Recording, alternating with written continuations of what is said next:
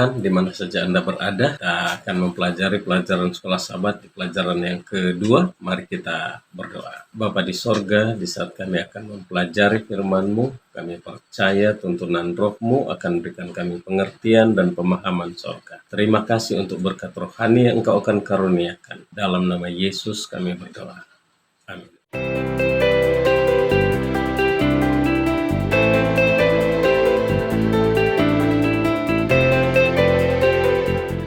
Semak yang terbakar, atau lebih tepatnya munculnya nyala api dalam semak, adalah salah satu peristiwa penting dalam buku Keluaran. Mengapa? Oleh karena dalam peristiwa itu, Musa bertemu dan berkomunikasi sangat dekat dengan Tuhan. Di Gunung Horeb itu, Allah Khalik pencipta alam semesta turun datang hanya untuk bertemu dengan satu orang, yaitu Musa. Dan berdasarkan Keluaran pasal 3 ayat 7, memberikan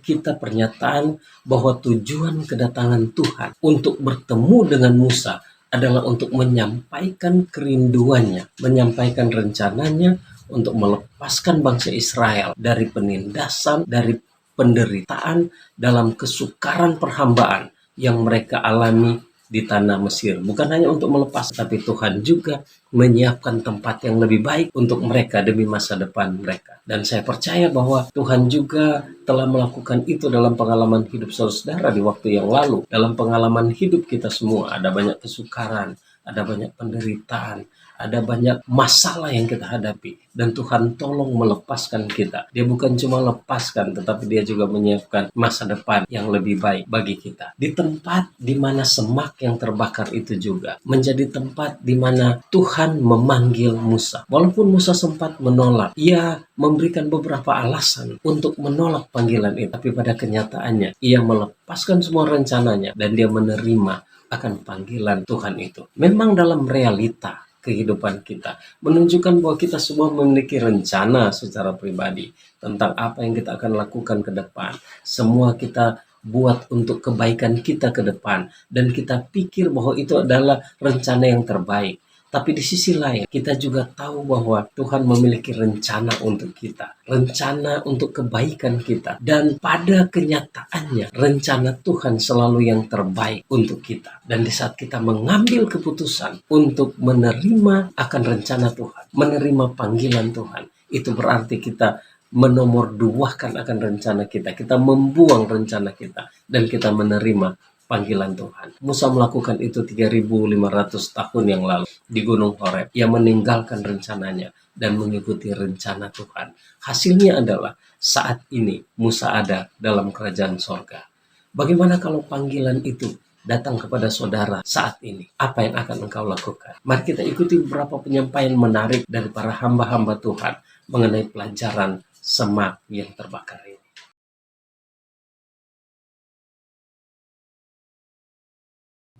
Shalom, saat ini kita masuk pada pelajaran sekolah Sabat hari Minggu dengan judul Semak yang Terbakar. Dasar pelajaran ini diambil dalam Keluaran pasal 3 ayat 1 sampai ayat yang ke-6. Jadi, setelah Musa tiba di tanah Midian, dia bertemu dengan Sipora, anak daripada imam di Midian, yaitu Yitro, dan Musa menikah dengannya dan Tuhan mengaruniakan dua anak laki-laki. Yang pertama Gerson dan yang kedua adalah Eliezer. Dan Musa hidup di tanah Midian ini selama 40 tahun. Dan selama kurun waktu ini, aktivitas yang dilakukan oleh Musa adalah Musa mengembalakan akan ternak daripada Yitro berada di padang belantara. Dan di padang belantara ini Tuhan mengilhamkan kepada Musa dan Musa menulis dua dari kitab-kitab tertua di dalam Alkitab, yaitu Ayub dan juga Kejadian. Dan Tuhan juga memberikan wawasan-wawasan yang penting kepada Musa mengenai tentang pertentangan besar, penciptaan, kejatuhan, air bah, para bapa leluhur, dan yang terpenting adalah rencana keselamatan. Dan di padang belantara ini, ketika Musa dekat dengan bukit Horeb, di saat itu Musa melihat ada semak yang terbakar tetapi tidak terlahap oleh api atau tidak hangus. Dan pada saat Musa melihat akan mujizat ini, Musa mendekati akan semak itu, dan suara keluar daripada semak itu berkata, jangan datang dekat-dekat, tanggalkanlah kasutmu, tempat di mana engkau berdiri itu adalah tanah yang kudus. Kenapa Tuhan mencegah akan Musa datang dekat-dekat? Alfa Omega jilid 1 halaman 259. Oleh karena Musa datang dengan cara tidak menghormati akan hadirat Allah. Sesungguhnya yang Tuhan inginkan kepada Musa dalam buku yang sama halaman 260, yaitu datang dengan kerendahan hati dan menghormati akan hadirat Allah. Dan suara berikutnya juga dari semak yang terbakar itu berkata, memperkenalkan akan dirinya bahwa aku adalah Allah Abraham, Allah Ishak, Allah Yakub. Ini menjelaskan bahwa Tuhan ingat akan perjanjiannya bersama-sama dengan Abraham di dalam Kejadian pasal 15 ayatnya yang ke-13.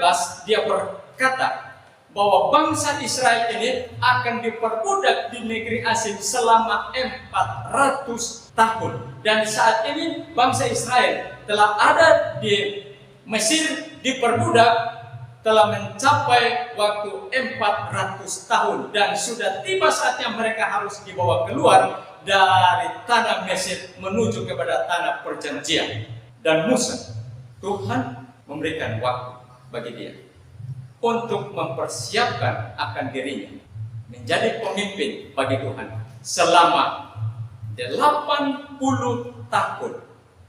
40 tahun berada di Mesir dan 40 tahun berada di padang belantara. Ketika genap 80 tahun, dan di saat itu juga lah Tuhan mengizinkan bagi dia untuk membawa bangsa Israel ini dari tanah perbudakan di Mesir menuju kepada tanah perjanjian yang Tuhan janjikan kepada leluhur dan juga bangsa Israel.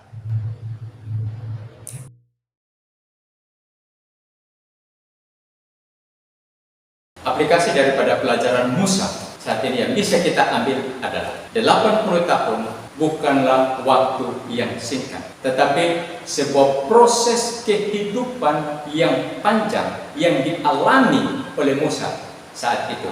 Namun oleh karena kesabaran yang dimiliki oleh Musa, sehingga Tuhan memberikan kepada dia sebagai seorang pemimpin yang hebat dan luar biasa untuk menuntun bangsa Israel keluar dari tempat perbudakan menuju ke tanah perjanjian. Begitu juga bagi saya dan saudara, ketika kita ingin untuk memiliki sebuah kehidupan yang hebat dan berhasil ke depan, maka sudah tentu proses Tuhan terjadi dalam kehidupan bagi kita akan berbeda-beda.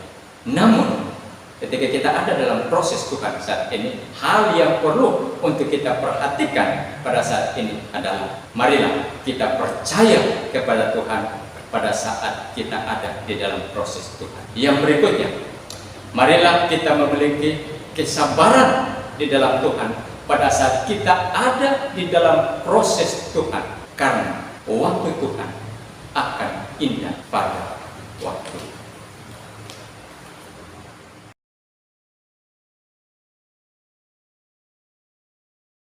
Salam, saat ini kita masuk kepada pelajaran sekolah sahabat di hari Senin dengan judul Malaikat Tuhan. Dasar pelajaran ini diambil dalam Keluaran pasal 3 ayat 2, ayat 4, ayat 7 sampai ayatnya yang ke-12. Kata malaikat dalam bahasa Ibrani dikatakan malak, utusan. Bahasa Greka dikatakan angelos, pelayan Tuhan. Kata malaikat di ayat yang kedua ini bukanlah malaikat biasa, dan diberikan keterangan di ayat yang keempat itu adalah Tuhan sendiri. Memperkuat pernyataan ini di ayat yang ke-8 dikatakan bahwa Tuhan sendiri yang turun untuk melihat bangsa Israel ada dalam penindasan di Mesir. Sejarah para nabi jilid yang pertama halaman 293 berkata, malaikat adalah Allah itu sendiri, di mana memperkenalkan akan pribadinya. Aku adalah Allah Abraham, Allah Ishak. Di mana pada saat Abraham mempersembahkan anaknya Ishak di Gunung Moria, maka saat itu malaikat Tuhan mencegah, dan malaikat Tuhan itu adalah Tuhan itu sendiri. Aku adalah Allah Yakub. Pada saat Yakub berada di Betel, dia melihat tangga yang dari bumi sampai ke surga, dan ada aktivitas malaikat itu menyatakan bahwa Allah itu sendiri. Dan di semak belukar ini juga, di mana suara daripada malaikat itu menyatakan bahwa Tuhan itu sendiri yang adalah bukti campur tangannya kepada bangsa Israel. Oleh karena jeritan daripada bangsa Israel ini telah terdengar sampai kepada Tuhan dalam penindasan mereka berada di Mesir. Dengan itu Tuhan sendiri turun untuk melihat akan penindasan mereka, dan Tuhan mengutus akan Musa pergi kepada Firaun untuk melepaskan bangsa Israel dari Mesir, dan untuk menerima akan tanggung jawab ini. Dengan kerendahan hati Musa mengatakan kepada Tuhan, siapakah aku ini sehingga aku harus pergi kepada Firaun dan membawa bangsa Israel keluar dari Mesir? Kata siapakah aku ini yang menyatakan bahwa ketidaklayakan daripada Musa untuk menerima akan tanggung jawab ini. Tetapi Tuhan memberikan kekuatan kepada Musa bahwa aku akan menyertai engkau sebagai tanda bahwa aku yang mengutus engkau. Dan apabila engkau telah membawa bangsa Israel keluar dari Mesir, maka engkau harus beribadah kepada Allah di gunung ini, yaitu Gunung Horeb.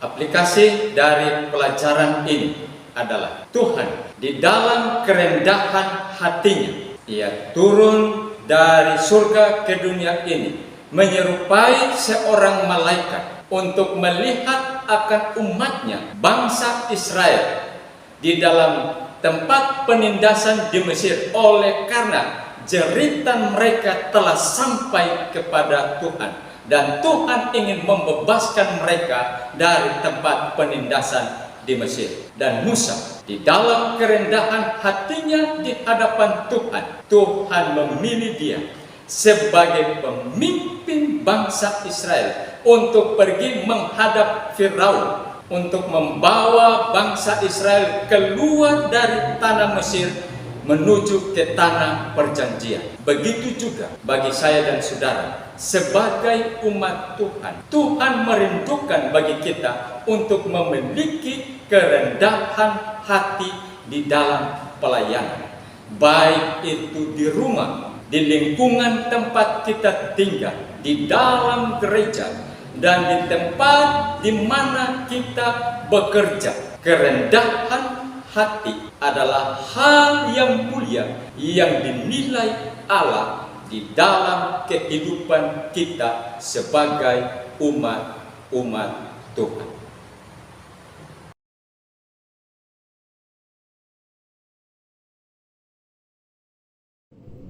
Shalom saudara-saudaraku umat Tuhan daerah misi Papua Barat. Saat ini kita telah tiba pada pelajaran sekolah Sabat di pelajaran hari Selasa, yaitu nama Tuhan. Saudara-saudaraku, pelajaran ini dilandaskan dalam buku Keluaran 3 ayatnya yang ke-13 sampai 22. Adapun pertanyaan terkait dengan pelajaran sekolah Sabat di sini, yaitu mengapa Musa ingin mengetahui nama Allah dan apa arti penting dari namanya. Saudara-saudaraku, ketika Allah memperkenalkan dirinya kepada Musa, Eheje Aser Eheje, yang secara Arabiah berarti aku akan menjadi siapa, aku akan menjadi, atau aku adalah aku. Jadi saudara-saudaraku, dengan usaha daripada Musa untuk terus mau mencari Allah, Allah terus membangun hubungan dengan Musa, dan Allah dapat memperkenalkan identitasnya kepada Musa. Selanjutnya saudara-saudara, Allah juga dengan namanya yaitu Yahweh. Nah, dalam terjemahan bahasa Inggris yaitu The Lord. Ada beberapa bagian yang penting dari kisah daripada Musa sehubungan dengan Musa mencari tahu tentang nama Allah. Musa juga mengenal nama Yahweh, tetapi seperti orang lain, ia tidak mengetahui makna yang sebenarnya. Berikutnya saudara-saudaraku, pelajaran ini mengingatkan kita bahwa sesungguhnya orang-orang yang mencari nama Allah itu adalah mereka yang terus berdoa dengan kerendahan hati. Bila mana mereka memiliki tantangan, persoalan, bahkan pergumulan, mestinya dengan kesungguhan hati datang kepada Tuhan. Bahkan amat lebih penting adalah mereka menyesali setiap perbuatan mereka. Oleh karena apa? Bangsa Israel banyak yang tidak mengenal Allah dengan sungguh-sungguh. Itu sebabnya lewat pelajaran sekolah Sabat ini, maka kita telah temukan nama Allah yaitu Yahweh, Lord. Tapi juga saudara-saudaraku, dalam pelajaran sekolah Sabat, dia adalah yang sama dengan Elohim. Kalau berbicara tentang Elohim, yaitu Allah yang perkasa, kuat, transenden, Allah semua orang, penguasa alam semesta. Jadi Allah penguasa alam semesta. Di bawah kolong langit ini tidak ada nama lain yang patut dipuji dan disembah selain nama Tuhan, nama Allah yang baru saja kita belajar, yaitu Yahweh, Lord, dan juga Elohim. Sekiranya lewat pelajaran ini kita akan memahami lebih jauh bila kita akan mengikuti bagaimana aplikasi dari pelajaran ini.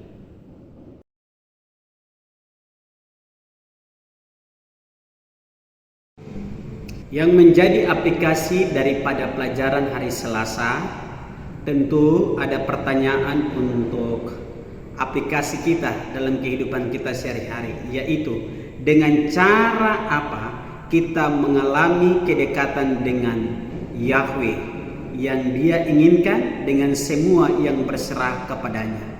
Yang pertama adalah melalui berdoa.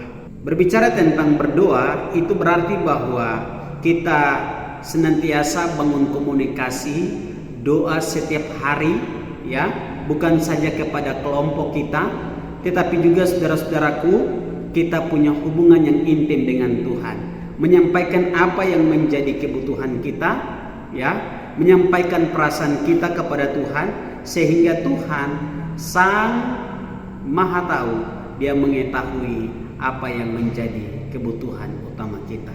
Berikutnya saudara-saudaraku, perlunya kita membaca Alkitab, perlunya kita mempelajari pelajaran sekolah Sabat, perlunya kita membaca renungan pagi. Ini akan membawa hubungan kita lebih dekat kepada Tuhan. Kenapa? Kalau kita berdoa, itu berarti kita sementara berbicara kepada Tuhan. Tetapi bagaimana Tuhan boleh berbicara kepada kita?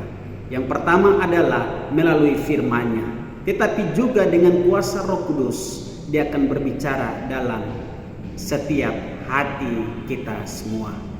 Bahkan saudara-saudara, selain itu, untuk menjadi bagian yang penting untuk pendekatan kita lebih dekat dengan Tuhan adalah beribadah dan menyembah Tuhan.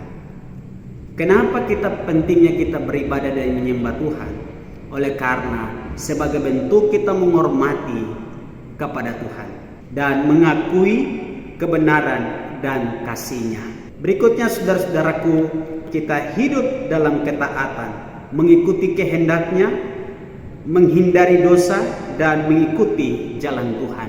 Kalau bagian-bagian ini sudah ada dalam diri kita, maka pastinya kita punya hubungan sangat indah, ya, hubungan yang sangat dekat, dan tidak ada seorang pun yang akan memisahkan kita dengan Tuhan. Bahkan yang terakhir adalah mengalami akan kehadiran Tuhan. Kalau kita sudah mengalami akan kehadiran Tuhan, maka tentunya hidup kita akan diberkati. Hidup kita akan menjadi milik kepunyaan Tuhan. Kiranya Tuhan memberkati kita semua. Amin.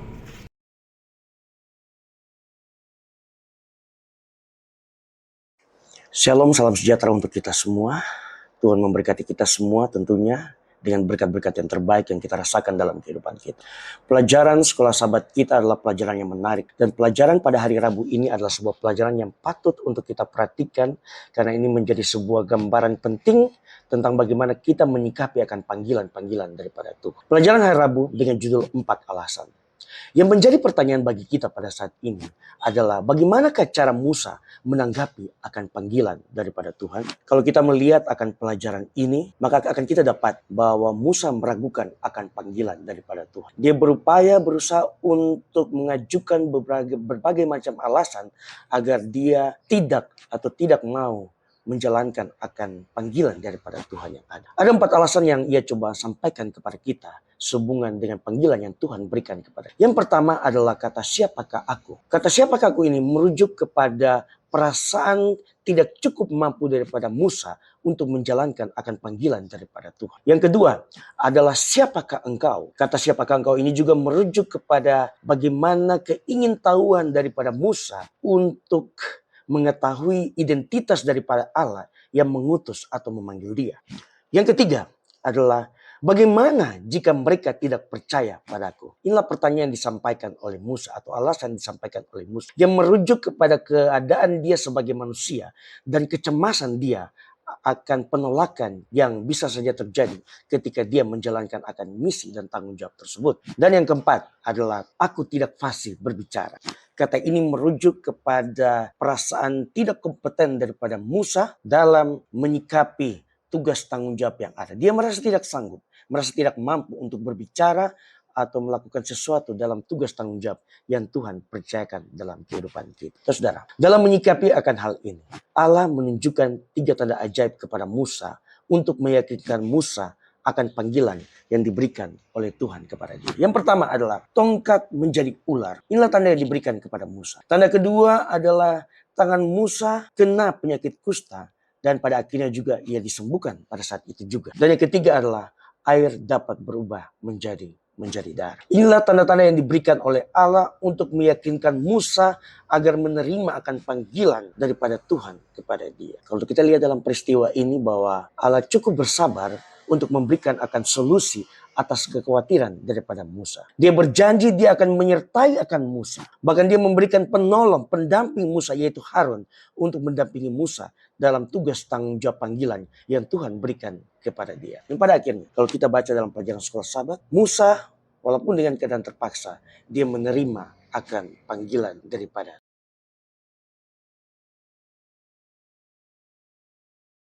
Tuhan. Aplikasi apa yang dapat kita ambil dari pelajaran ini dan kita aplikasikan dalam kehidupan kita pada saat? Yang pertama adalah jangan pernah merasa takut dengan ketidakmampuan diri sendiri.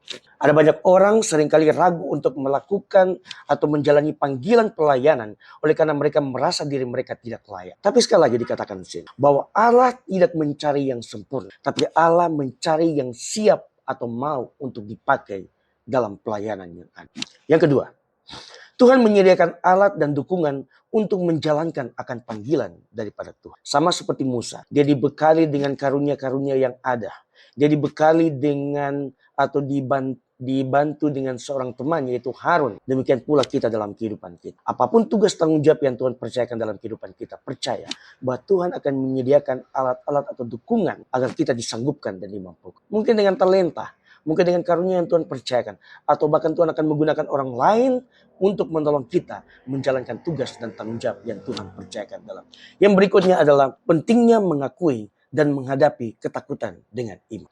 Alih-alih mengambil langkah mundur karena merasa takut, kita harus maju ketika dipanggil dengan iman dan mempercayakan hasilnya kepada Tuhan. Biarlah kita bekerja dan Tuhan melengkapi akan segala pekerjaan kita. Yang berikutnya adalah Tuhan sabar dan setia meskipun kita ragu. Dalam pelajaran sekolah sahabat yang kita lihat bersama-sama, bagaimana Musa, keraguan daripada Musa. Tetapi Tuhan coba untuk menunjukkan kepada dia atau kepada Musa, dia sabar untuk memberikan solusi dalam kehidupan daripada Musa. Ingat bahwa Allah tidak meninggalkan kita hanya karena kita lemah atau tidak percaya diri. Tapi dia akan tetap terus mendampingi kita di tengah kelemahan-kelemahan kita dan memperkuat kita dalam menjalankan akan tugas tanggung jawab panggilan pelayanan yang Tuhan berikan kepada kita. Poin terakhir yang ingin dibagikan kepada kita. Mengakui perlunya bantuan dan kerjasama. Ingat bahwa sama seperti Musa dibantu oleh Harun. Maka kita perlu juga dalam kehidupan kita membangun hubungan yang baik dengan sesama kita. Bekerja sama, bergotong royong agar pekerjaan, pelayanan, penginjilan yang ada diselesaikan dengan baik. Dan nama Tuhanlah yang dipuji dan dipermuliakan. Umat-umat Tuhan yang dikasihi oleh Tuhan kita, Yesus Kristus. Sekali lagi, Tuhan tidak membutuhkan orang yang sempurna. Tapi Tuhan membutuhkan adalah setiap hati yang mau terbuka untuk menerima dan melayani akan panggilan daripada Tuhan. Ketika Tuhan memanggil, dia juga akan menyediakan akan segala sesuatu yang kita butuhkan dalam kehidupan kita dalam menjalankan akan panggilan Tuhan. Jangan biarkan ketakutan kita atau keraguan kita atau bahkan perasaan tidak layak kita menghalangi kita untuk menjalankan akan tugas tanggung jawab pelayanan, bahkan panggilan yang Tuhan berikan kepada kita. Tuhan memberkati kita semua. Shalom, salam sejahtera.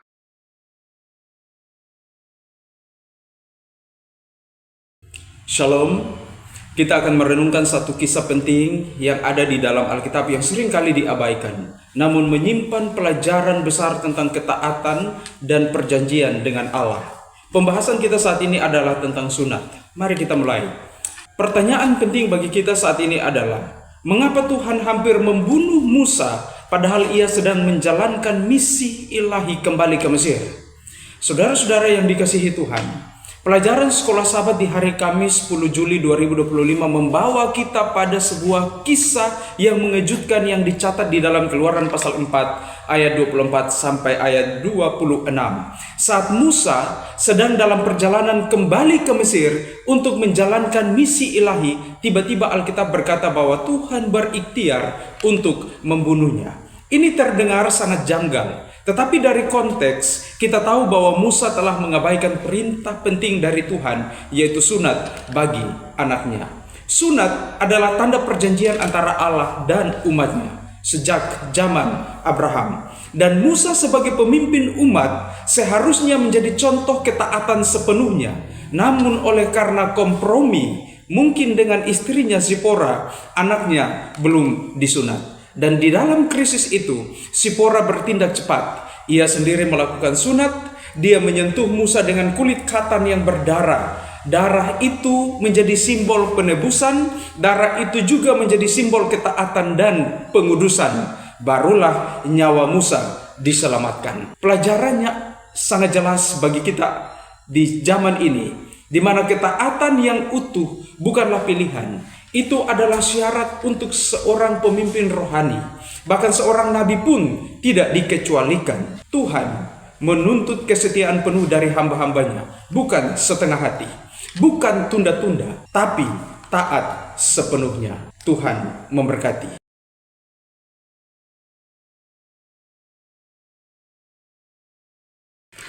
Pertanyaan aplikasi dari pelajaran sunat tadi adalah, apa yang kisah Musa ini ajarkan bagi kita yang menunda melakukan hal yang benar? Kisah Musa yang hampir dibunuh Tuhan karena mengabaikan sunat bukan sekedar cerita masa lalu. Itu adalah peringatan serius bagi kita hari ini. Mungkin kita tahu apa yang Tuhan ingin kita lakukan, tapi terkadang kita menundanya. Kita ragu, kita takut, kita cari alasan. Kita harus memutuskan hubungan yang tidak kudus. Kita harus memulai pelayanan. Kita harus mengampuni. Tapi belum kita lakukan.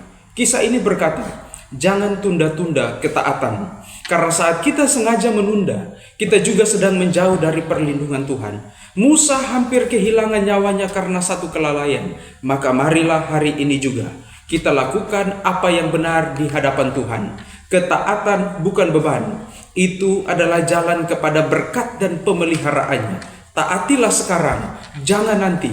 Karena saat kita taat, Tuhan menyertai sepenuhnya. Tuhan memberkati Anda dan saya.